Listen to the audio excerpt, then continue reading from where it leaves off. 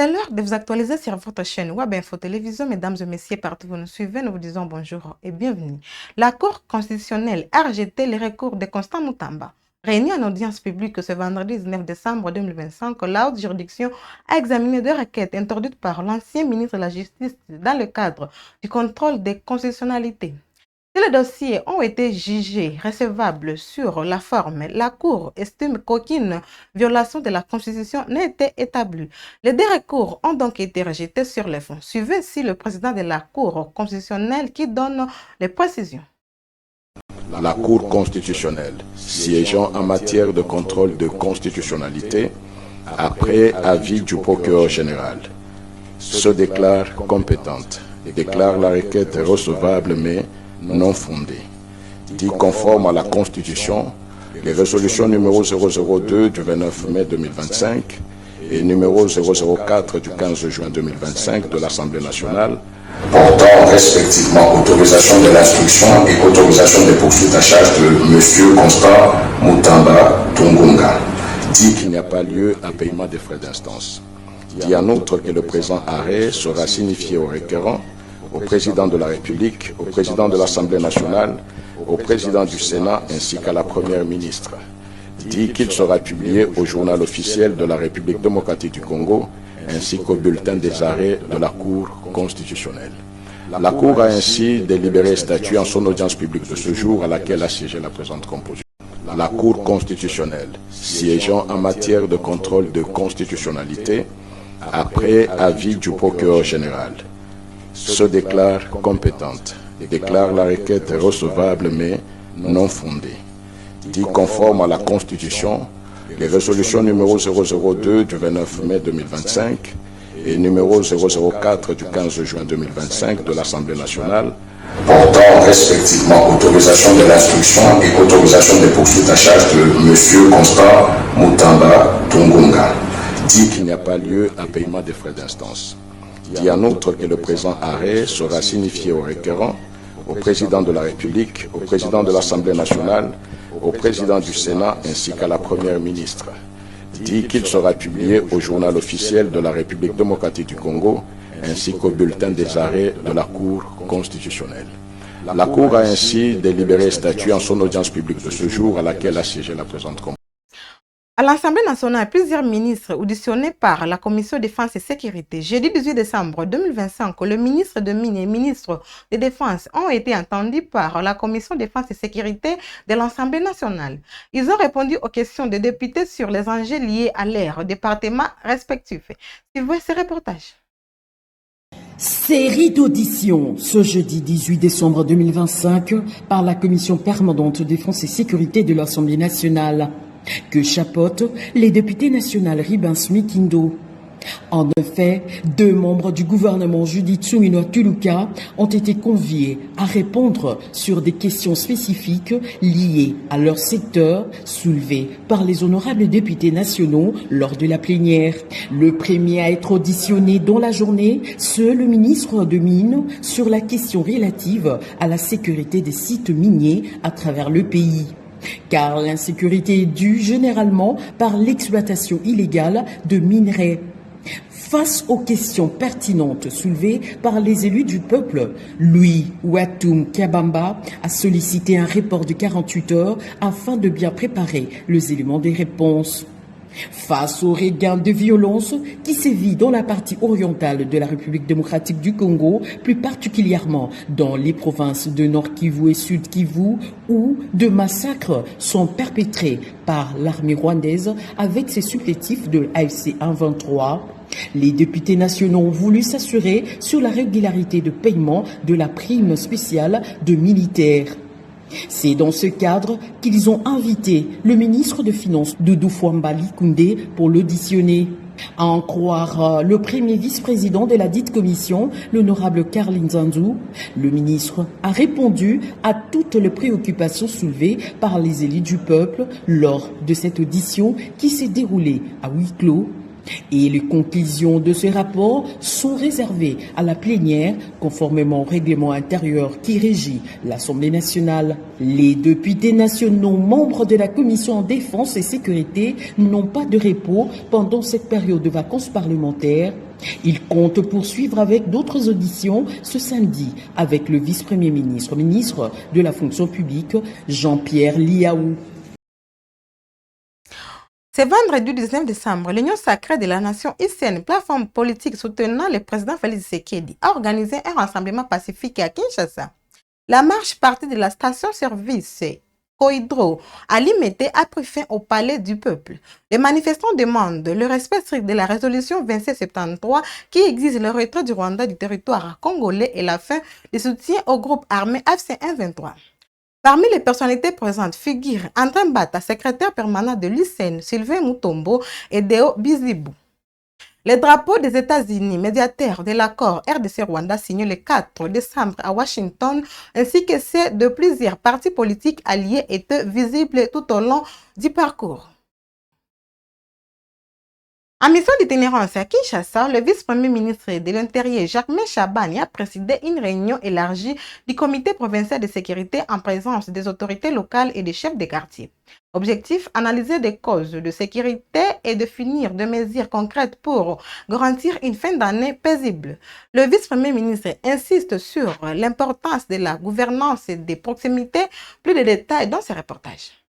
Vice-premier ministre, ministre de l'Intérieur, Sécurité, Décentralisation et Affaires coutumières, Chabani Luko Biango Jacquemain, a présidé ce jeudi 18 décembre 2025 au Palais du Peuple une réunion stratégique du comité provincial des sécurités élargie aux comités locaux de l'ensemble des communes de la capitale. Autour de la table, le gouverneur de la ville-province de Kinshasa, les bourgmestres, les chefs des quartiers et des rues, ainsi que les hauts responsables de l'armée, de la police nationale congolaise, des services de renseignement et de la migration. Un format élargi à la hauteur des enjeux sécuritaires de la période des festivités de fin d'année. À en croire le patron de la sécurité intérieure, cette rencontre tenue sur recommandation du gouvernement visait à passer au crible la situation sécuritaire et à arrêter des mesures concrètes pour garantir la protection du territoire national ainsi que la sécurité des personnes et de leurs biens avant, pendant et après les festivités des fins d'année. Les Kinois vont passer les festivités dans des conditions de sécurité les meilleures. Le même exercice va se dérouler dans les différentes provinces sous la direction des gouverneurs de province. Les instructions vont être données ou sont données aux services de sécurité. Ce sont des instructions internes qui découlent principalement des analyses et des constats qui ont été faits au cours de cette réunion. Des instructions enrichissantes parce qu'il y a eu déjà des instructions qui avaient été données. Et à cela aussi, il faut ajouter le fait que le pays traverse une période de crise sécuritaire intense. Donc il est important aussi pour tous les membres des comités de sécurité d'être en état de vigilance, au-delà du fait que nous allons traverser les périodes de festivités qui sont des périodes aussi en termes de criminalité, de banditisme, où les courbes sont souvent en évolution. Au cœur des échanges, l'implication des autorités de proximité, le bourgmestre et chefs de quartier ont été exhortés à redoubler des vigilances, à relever le niveau d'alerte et à intensifier la sensibilisation des populations à la prise en charge de leur propre sécurité. Au cours de la réunion, le vice-premier ministre a martelé sur la tenue régulière des comités locaux de sécurité. Cette instruction de l'autorité traduit la volonté du gouvernement de faire de la sécurité une responsabilité partagée à l'heure où le pays s'apprête à vivre au rythme des célébrations des fins d'année. Également conviée à cette réunion, la presse a été d'une importance capitale pour vulgariser les éléments clés de cette rencontre. Rendons-nous au Nord Kivu où la vente aux enchères des biens du DG Nyendawagira pour restituer l'argent aux membres aura lieu à Goma. Le gouverneur du Nord Kivu, Bahati Musanga Erasto, a décidé ce vendredi de procéder à la vente aux enchères des biens du directeur général Nyendawagira. Cette mesure vise à restaurer les fonds détournés et les restituer aux membres lésés. Le reportage produit par la cellule de communication du gouvernorat du Nord Kivu. Affaire Nyendawagira terminée. Le gouverneur du Nord Kivu, Bahati Musanga Erasto, tape du poing sur la table et décide d'arrêter les activités du réseau Nyendawagira car teinté d'escroquerie de sa population de Goma et ses environs. Cette mesure tombe ce vendredi 19 décembre 2025 au cours de la réunion du comité provincial de sécurité et les membres de ce réseau Nyendawagira. C'était au gouvernorat du Nord Kivu. C'est après une longue période sollicitée par le directeur général de Nyendawagira et les membres d'honneur. Ces derniers ont été incapables de restituer l'argent perçu au sein de la population. Ainsi, tous les biens, meubles et immeubles du directeur général Ephrem Rupanzura seront mis à la vente aux enchères en vue d'ajouter sur l'enveloppe de $600,000 américains, gage qu'ils avaient déposé à la Cadeco en vue de restituer ces fonds aux plus démunis qui n'ont rien perçu comme intérêt, martèle le gouverneur du Nord Kivu. Hivi msimame mrudie yenye tunawakia naye huyu bwana naenda onyesha vitu yake vyote tuvikamate, tuangalie jinsi lendi tutaanza lipa population benye wako na makuta zao. Lakini nyema mambo kama mambo donere musahau leo akose kidogo kama tazitafutaka, lakini tutaanzia kwa povre benye walitiaka ndani makuta na benye hawakupataka intere. Watu wote benye hawakupataka intere kuanzia lendi, kuanzia siku ya kwanza, komisio ya service ya securite na komisio ya Ngendawagira na ya province bataanza patia watu bapato ndogo franga zao, lakini wenye bataanzia hapo ni wale watu wenye hawakupataka intere hata $1 Ngendawagira. Autre mesure, les membres fondateurs ne sont pas bénéficiaires, a-t-il précisé. L'autorité provinciale exige que les 11 collaborateurs qui ont quitté Ngendawagira, que ces derniers soient poursuivis en vue de restituer les biens aussi dont ils se sont procurés au cours de ces opérations mafieuses de ce réseau Ngendawagira. Une commission vient d'être mise sur pied en vue de rétablir la population dans ses droits, a conclu Bahati Musanga Erasto. Ces mesures du gouverneur viennent d'être saluées par les membres de cette association Ngendawagira. Malgré eux, ils ont dit décision ambayo imetoka liwali wa jimbo ameeleza ni kuhusu kuona vile ginzi entreprise Ngendawagira na makuta ambazo inaweka wala inakuwa ndani, yani deja ambayo anakuwa nayo batafute vile ginzi banaweza zirudishia population, kwa sababu population inaishi maisha mabaya, maisha ya kulombalomba. Kwa hiyo ameona ni vizuri Ngendawagira itafutishe suluhisho ya kutafuta franga ili population iweze ikapate franga zao.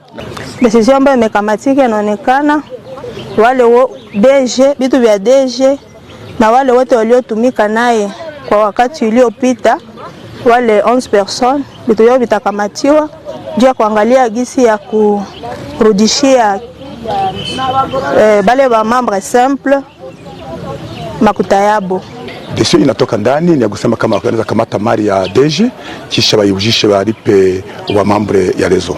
Ujumbe nyingine za kwa nayo ni kuomba msamaha na kuomba wenye kiongozi zetu banaweza kwanza kutusamee kama tuliingia mubumbafu, banaweza kutusamee, lakini ninaona wenye wanateseka ni wengi. Wanasema wenye watapata pesa ni wale wenye walipana franga kidogo, lakini wenye walipana $2,600 fwa kombie badanguka chini juu wa moja kupata franga savile mwezi wa 8, mwezi wa 9, mwezi wa 10. Lakini vraiment kitu tunaweza ongezea, tunamwomba kwanza savile gufi atuhurumie. Liwali ametuhakikishia kama ni mzuri watu wote warudishiwe pesa zao, maana watu wengi wanalia, na amesikia kilio kia population, naye amesikia kile kilio kinamgusa. Anasema watu wote watarudishiwa pesa zao kupitia vitu vyenye DG alikuwa navyo wala alikuwa amepata, vyote banasema binakuwa kumkono ya wakubwa. La ville de Goma enregistre une nouvelle impulsion avec le lancement de plusieurs projets d'infrastructure par les autorités provinciales sous la conduite du gouverneur AFC M23 Bahati Musanga Erasto. Ces travaux concernent notamment la réhabilitation des routes et d'infrastructures publiques avec pour objectif d'améliorer la circulation et le cadre de vie des habitants. Le détail est dans les magazines de la cellule de communication du gouvernorat. La ville touristique de Goma porte enfin une nouvelle robe. Une métamorphose visible depuis sa libération par le mouvement révolutionnaire AFC M23, marquant le début d'une nouvelle ère pour cette agglomération stratégique de l'Est de la République démocratique du Congo. Dans plusieurs quartiers de la ville, les travaux d'amélioration des infrastructures routières et d'assainissement sont en cours. Des zones autrefois confrontées aux eaux stagnantes et aux inondations récurrentes, véritables calvaires pour les habitants sous le régime de Kinshasa, connaissent aujourd'hui un profond changement. Sous l'impulsion du gouverneur du Nord Kivu Bahati Musanga Erasto, des projets structurants voient le jour, notamment la construction de plusieurs collecteurs d'eau pluviale avec pour objectif de mettre définitivement fin aux souffrances longtemps endurées par la population à la suite d'une mauvaise gouvernance du régime de Kinshasa.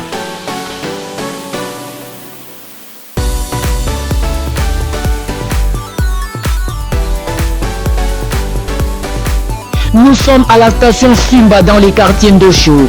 Ici, les travaux de construction d'un collecteur géant des eaux évoluent à pan géant, signe d'une volonté manifeste de moderniser la ville et d'améliorer les cadres de vie des habitants.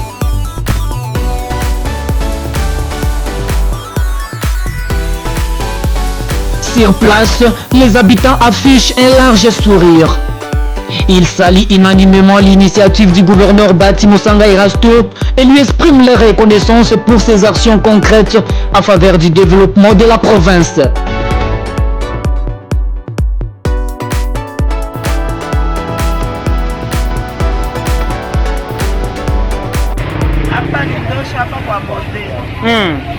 Na hapa pembeni yako tunakuta kuko project ya kutengeneza mfereji. Kutengeneza mfereji hapa kwa bonde mfereji, tunafurahi sana hii mfereji. Kula wakati ilikuwa nyesha mbele, maana tunakosa na kwa kuikala, barabara inakuwa sana. Mimi hapa tunafurahi juu bana tusaidia na hii mfereji. La Fondation Katangese dit condamner avec la plus grande fermeté l'assaut violent, les pillages et les saccages du domicile de l'ancien président de la République, Joseph Kabila Kabange. Dans une déclaration faite à Lubumbashi, elle dénonce deux faits graves et concordants visant les sénateurs à vie bénéficiaires d'un statut constitutionnel spécial. Eux parlent d'un acte inacceptable contre une figure majeure du Katanga. Suivez l'extrait de leur déclaration. Issu d'une réunion tenue ce samedi 13 décembre 2025, la Fondation Katangese tient à faire cette mise au point. Quand l'arbitraire d'État franchit la ligne rouge, la Fondation Katangese exprime sa plus vive indignation face aux faits graves et concordants faisant état de l'assaut violent, du pillage et du saccage systématique du domicile du plus grand notable katangais en vie, l'ancien président de la République, son Excellence Joseph Kabila Kabange, sénateur à vie et bénéficiaire d'un statut constitutionnel spécial. Ce qui s'est produit n'est ni un incident isolé, ni une simple controverse politique. Une ligne rouge a été franchie. Des hommes en uniforme, lourdement armés, ont investi une résidence privée, brisé portes et fenêtres, pillé biens et documents, emporté effets familiaux et véhicules dans une opération organisée rappelant des scènes de guerre. Ces actes, commis au cœur de la capitale contre un ancien chef de l'État, constitue une humiliation de l'État lui-même. Ces faits ne peuvent être banalisés. Ils relèvent juridiquement d'exactions graves, assimilables à des crimes lourdement sanctionnés par le Code pénal congolais, tels que révisés pour intégrer le statut de Rome de la Cour pénale internationale. Pillage, destruction sans nécessité, atteinte à la dignité humaine et persécution politique. Dans ce contexte, la récente condamnation par coutumance prononcée par la Haute Cour militaire apparaît dans ce contexte comme la couverture judiciaire d'une entreprise de persécution, en violation flagrante des garanties du procès équitable et du statut légal des anciens présidents. Plus grave encore, la tentative d'intimidation directe contre la Fondation Katangese marque un tournant particulièrement inquiétant. Alors que la Fondation se réunissait légalement à son siège, des hommes en uniforme non autrement identifiés ont fait irruption, menaçant d'arrêter les membres du comité exécutif. Repoussés par la garde du siège, ils ont tenté de la séquestrer, avant que la vigilance de la population ne fasse échec à cette dérive. Ces faits constituent une atteinte frontale aux libertés d'association, de réunion et d'expression garanties par la Constitution. Tout indique une stratégie méthodique de terreur, diabolisation médiatique, harcèlement judiciaire, condamnation expéditive, violence matérielle et intimidation physique. C'est le schéma classique des régimes qui ont renoncé à l'état de droit. Malgré les intimidations, la Fondation katangaise restera debout. Elle poursuivra son action avec détermination et responsabilité. Elle appelle toutes les communautés du Grand Katanga à l'unité, à la vigilance et au calme. Elle les exhorte à ne pas céder aux provocations dont l'objectif manifeste est de diviser pour mieux réprimer. La loi ne peut être un instrument de vengeance. L'autorité ne peut se transformer en arbitraire. L'histoire jugera sévèrement ceux qui auront choisi la force contre le droit. Fait à Lubumbashi le 13 décembre 2025. Pour la Fondation katangaise, les communautés membres Bazela, Bakunda, Bashila du lac Mwero à Shilak, Bakusu du Katanga, Basonge du Katanga à Sobakat, Ndembo et frères à Sondef, Bakalanga, Baholholo, Baluba, Buluba Ibukata, Batabwa, Bonvoano, Boabatabwa, Rund, Divar, Kikoko, Chokwe, Kulivwa, Luba Kongolo, Lubako, Basanga, Luanzolo Mikuba, Bayazi, Luena Luvale. Clôturons ces actualités. Les partis Ensemble pour la République chers à Moïse Katumbi totalisent 6 années d'existence. À cette occasion, une messe d'action de grâce a été célébrée à Lubumbashi, rassemblant cadres militants et sympathisants du parti. Cette célébration a été marquée par des prières pour la paix, l'unité nationale et l'avenir démocratique de la République démocratique du Congo. Reportage.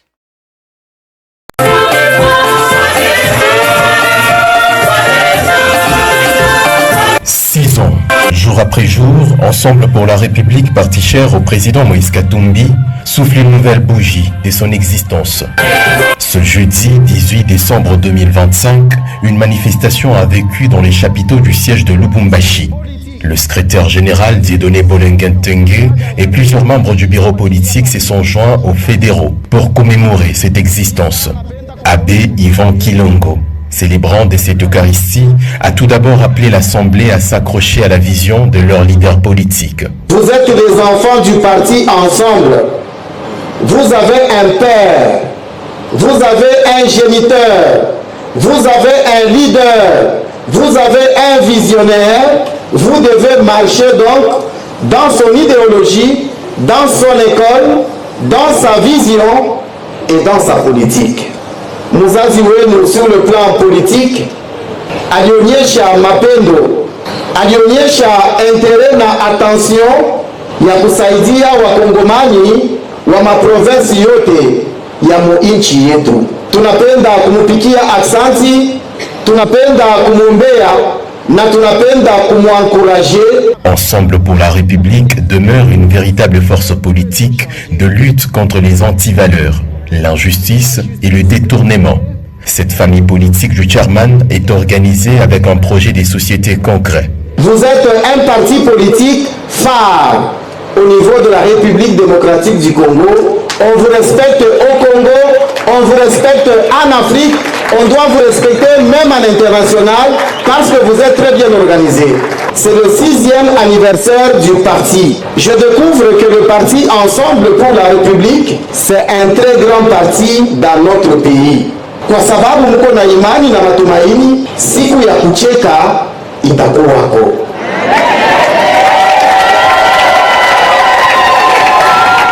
Ile siku ya kucheka, c'est ça que j'appelle le temps de la restauration. La restauration pour votre parti, la restauration pour votre vision politique, pour qu'à travers votre idéologie, vous puissiez gouverner et construire le Congo autrement. Étape après étape, c'est juste après cette célébration que le secrétaire général du parti a placé son mot qui était suivi d'autres cadres. Nous commémorons cette journée